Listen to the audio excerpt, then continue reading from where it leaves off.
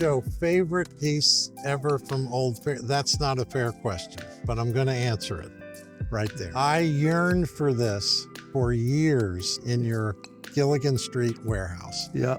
And it needed work, and I just kept where I was very patient. Someone else had said they wanted it, and you honor that very nicely. And finally, she fell out of the mix, and I jumped on it. Look at the top on that. If that doesn't give you goosebumps. And I did a lot of work on it myself. The one thing I can do with my hands is paint. So I prepared it all. I used the foam where I had to. We used spackle. It's got 6 coats of paint on it. It's got a couple primer on it. We had to take care of the bees. There were beehives galore on the inside. We had to cut a door on the other side because at night it has a night light activated light, or dark time activated light. And it's just beautiful. You can see it from the whole farm. But just look at the top. Yeah, it was like it was made for this barn, the proportions. Look it's at like it. just the right size for it. I mean, it's 21 feet from bottom to top.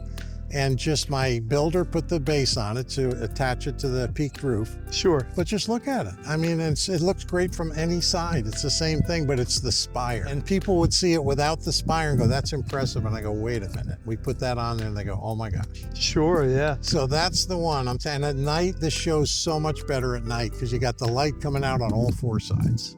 It's so You get it up there with the crane?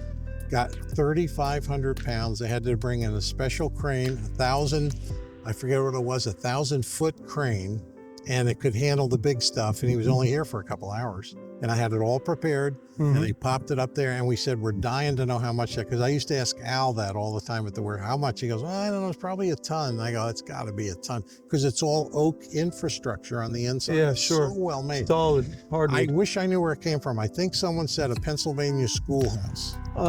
If I remember right, yeah, this came from Woodland Avenue in Philadelphia. Oh, that's good. See, people ask me that. Now I can tell them. Philly. I didn't know for Yeah, sure. I remember it was on the south side of the street, and it was coming down because they were putting up, who knows what, parking lot or something. But because it's so, when you put something like that on a big important building, it's got to be well made. The infrastructure inside of this, which was bone dry, is all oak. So you know how heavy oak is. Yeah, Boy, sure. This thing could take a hurricane. It's just, but then the top, you couldn't have something made like that. No. So the interesting thing, I have a matching top without the ball and without the spire. We're going to make a birdhouse to match that. We're going to put it right over there. So wow. Kind of neat to have the matching piece. So. Yeah, because of the juxtaposition. Yeah. And you see the size of that and realize that's the size of that. Exactly. It'll be all the more impressive. But that was fun to work on. So one thing I can do is paint, and so I prepared that, and that thing is going to last forever. It's just absolutely airtight now. Got it all set. Good. Really happy.